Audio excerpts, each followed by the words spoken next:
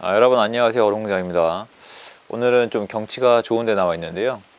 저희 경매를 하다 보면은 여러 가지 사건을 만나거든요. 특히 공매도 그렇고 경매도 그렇고, 그리고 또 이 영상을 찍는 이유 중에 하나가 지금 최근 제가 동향을 보면은 서울에서 밀려나고 경기도에서 밀려나고 계속 외곽으로 밀려나면서 정작 아파트를 원하는데 아파트 가격이 너무 오르니까 외곽에 집을 지으려는 분들, 그리고 약간 타운하우스를 고르시는 분들이 조금씩 보입니다. 상담 내용에 들어와 있거든요. 근데 지도를 보면은 되게 외진돼 있어요. 되게 외진돼 있는데 이제 하는 얘기가 뭐냐면은 뭐 공기가 좋다, 아니면 이렇게 멋진 경관이 있다, 산책 코스가 있다, 이런 걸 많이 말씀을 해서 뭐 가족도 너무 좋아하고 평수도 넓고 이런 얘기들을 하세요. 오해하시면 안 되는 게 그런 집이 안 좋다는 게 절대 아니에요. 근데 여러분이 지금 만약에 제 채널을 보시는 분들이라면 부동산의 거주의 가치도 중요하겠지만 경제적인 가치도 분명히 고려하시는 분들일 거라고 저는 믿어요. 그런 거에 대해서 말씀을 드릴 건데요.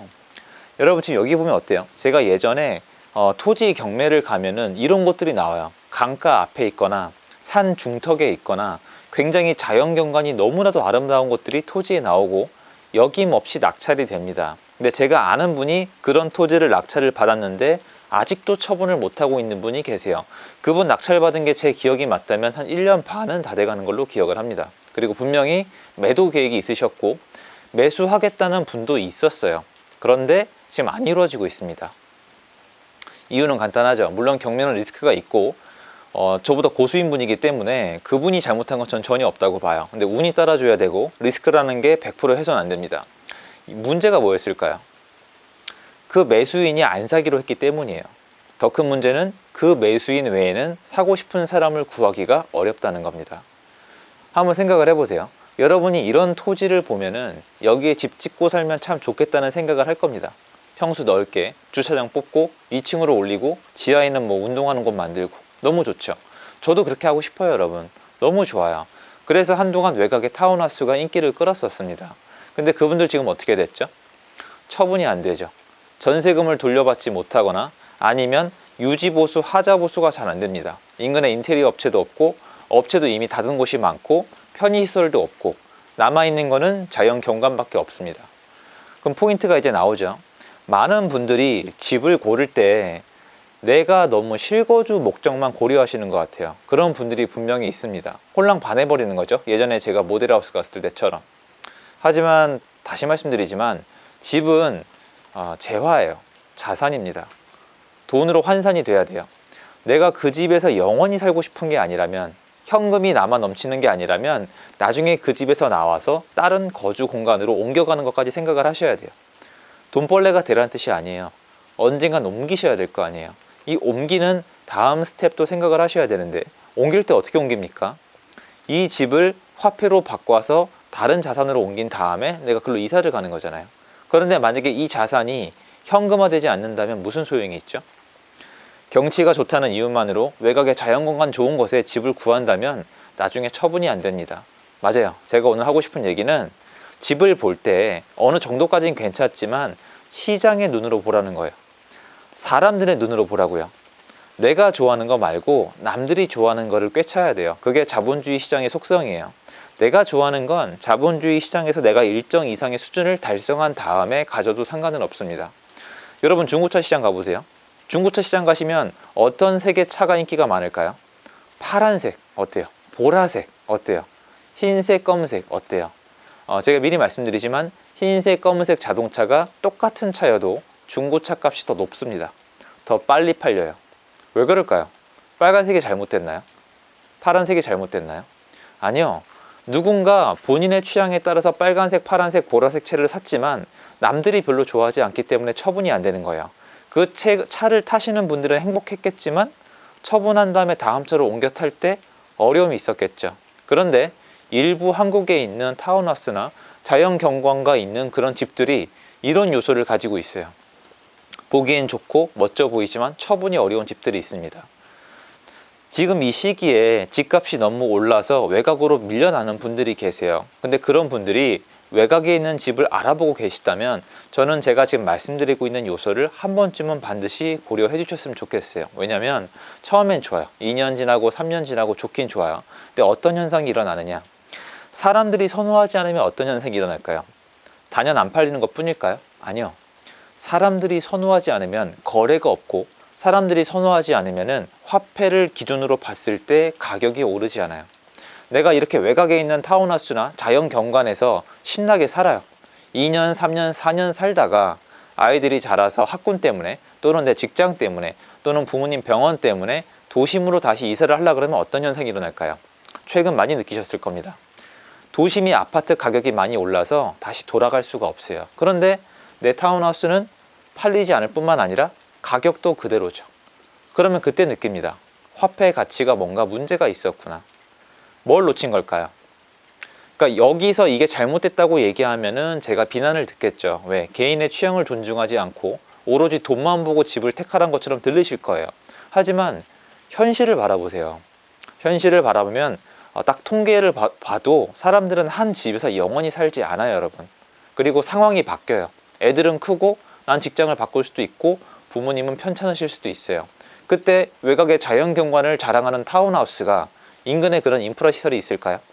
그런 인프라 시설이 있었다면 사람들이 많이 모여 살았을 테시고, 그러면 위로 쌓아 올릴 수밖에 없고 아파트가 만들어질 가능성이 높아요. 더군다나 가격도 올라가겠죠. 근데 저는 여전히 그 생각을 해요. 이런 데 와 있으면은 여기 집 짓고 살면 좋겠다라는 생각을 해요. 하지만 그건 어디까지나 내 개인 취향이에요. 말 그대로 경제적인 요건을 빼고 생각했을 때 내가 여기 거주하고 싶다면 그만한 자산적 능력을 갖췄을 때 선택해야 된다고 생각을 합니다. 그래서 보시면 여러분이 항상 생각하는 요소 중에 하나가 이거예요. 아, 이 아파트 참 좋다. 살기 좋다. 뭐가 좋다. 경관이 멋지다. 그리고 거꾸로 이런 얘기를 하세요. 역에서 걸어서 30분이 넘는다. 그럼 사면 안 된다. 단지수가 250세대가 안 된다. 사면 안 된다. 여러 가지 장점도 마찬가지, 단점도 마찬가지, 전부 다 나를 기준으로 생각을 하세요. 이러면 안 된다, 이러면 된다. 근데 여러분 이렇게 한번 생각해 보시면 어떠세요? 이 아파트가 여태까지 실거래가가 있는지 없는지, 지금 거래가 되고 있는지 없는지, 이 아파트가 전세가 나가는지 안 나가는지를 확인하시면 이 아파트를 사도 될지 팔아도 될지, 살지 말지에 대한 판단이 훨씬 더 객관적으로 나옵니다. 주관적인 판단을 하면은 오히려 객관적이지 않은 판단이 나올 수가 있어요. 그래서 저는 여러분한테 말씀드리고 싶은 게 이거예요. 본인의 개인 취향은 중요해요. 거주의 만족도 굉장히 중요해요. 하지만 언젠가 옮겨갈 집이고 내가 다음 미래에 대한 계획이 있고 그게 어떻게 변할지 잘 모르겠다면 시장에서 가치를 인정해 주는 곳에 주거 공간을 마련하는 게 좋아요. 또 거꾸로 내 취향에 맞지 않더라도, 내가 뭔가 마음에 들지 않더라도, 좀 오래됐더라도 자산적인 가치가 있더라면 내가 그것을 가지고 주거를 했을 때 나중에 옮겨갈 때도 편하겠죠. 두 가지를 다 할 줄 아셔야 돼요. 왜냐? 지금 이미 아파트가 많이 올라서 집을 매수하는 걸 이렇게 약간 망설이시는 분들이 있는 거 알아요. 충분히 이해합니다. 선택은 여러분의 몫이에요. 하지만 내가 마음에 들지 않는다고 해서 현금으로 가만히 가지고 있는다고 미래에 더 싼 집을, 더 좋은 집을 더 싸게 살 수 있는 게 아니잖아요. 지금 자산으로 바꿔놔야, 시장에서 가치를 인정받는 자산으로 바꿔놔야 나중에 내가 원하는 집으로 옮겨가든 말든 할 거 아닙니까? 그래서 제가 늘 말씀드리는 게, 특히 젊은 분들일수록, 젊은 분들은 좀 마음에 안 들어도 몸으로 때울 수가 있으니까, 분명히 애들 초등학교 들어가고 하면 옮겨가기 정말 어려운 거는 어른들이 다 알고 있습니다. 그래서 젊으시다면 좀 지역을 벗어나더라도, 내가 원하는 세대수를 충족하지 못하더라도, 내가 원하는 만큼 새 아파트가 아니더라도, 내가 원하는 것보다 역에서 멀더라도, 내가 원하는 것보다 좀 경관이 안 좋고 뷰가 안 좋고 인근에 공원이 없고 이런 자연 경관을 갖추고 있지 않더라도 내가 나중에 원하는 거주 공간으로 가는 그 단계에 얘가 시장적 가치를 봤을 때 도움이 된다면 내가 한번 소유해 볼 만할 수 있지 않을까, 이런 생각이 듭니다. 생각이 들더라고요. 왜냐면 시장적 가치를 인정받지 못한 토지를 낙찰받은 그 고수분이 1년 반이 넘는 시간 동안 지금도 못 빠져나오고 계신데, 엄연히 따지면 같은 돈으로 그냥 일반 시중에 있는 아파트를 사놓으셨으면 지금 훨씬 더 많은 것들을 선택하실 수 있거든요. 잘못된 거잖아요. 물론 전략이 있으셨겠지만 중요한 건 시장에서 누가 봐도 좋아요. 시장에서 사람들이 봐도 물 보이고 너무 좋은데 거래가 안 돼요. 거래가 안 된다는 건 가격 형성이 안 되고, 그렇다면 내가 교환을 통해서 내가 원하는 걸 나중에 얻을 수 있는 확률이 내려가는 거잖아요. 그 모습을 보고 나니까 여러분도 무조건 내가 원하는 요소를 갖췄다고 살 것도 아니고, 또 거꾸로 시장에 거래가 있고 가치를 인정받는 재화를 내가 주관적으로 마음에 안 들다고 안 살 이유도 없다는 거예요. 근데 이게 어떤 요소가 돼버리냐면, 이렇게 얘기하는 분도 계세요. 제 얘기를 듣고 내가 야 그러면 나는 미술을 하고 싶은데, 나는 미대를 가고 싶은데 수능 점수가 잘 나온다는 이유만으로 의대를 가야 되냐, 이 질문에 저는 그래도 한번 생각해 봐라라고 말씀을 드리는 거나 다름은 없어요. 인정합니다. 근데 내가 행복할지 안 행복할지, 내가 미래에 바라는 게 뭘지, 그러니까 약간 이런 거예요. 내가 정말 죽을 만큼 못하겠는 게 아니면 의대를 가서 의사가 돼서 돈을 잘 벌어서 미술을 취미로 할 수도 있다란 말씀을 드리는 것 같습니다. 비유가 적절한지 모르겠는데요. 여러분이 집을 고를 때 오늘 제가 말씀드린 게 도움이 됐으면 좋겠습니다. 오늘 영상은 여기까지고요. 도움되셨으면 구독하기, 좋아요, 알림 설정 부탁드리겠습니다. 전 그만 들어가 보겠습니다. 감사합니다.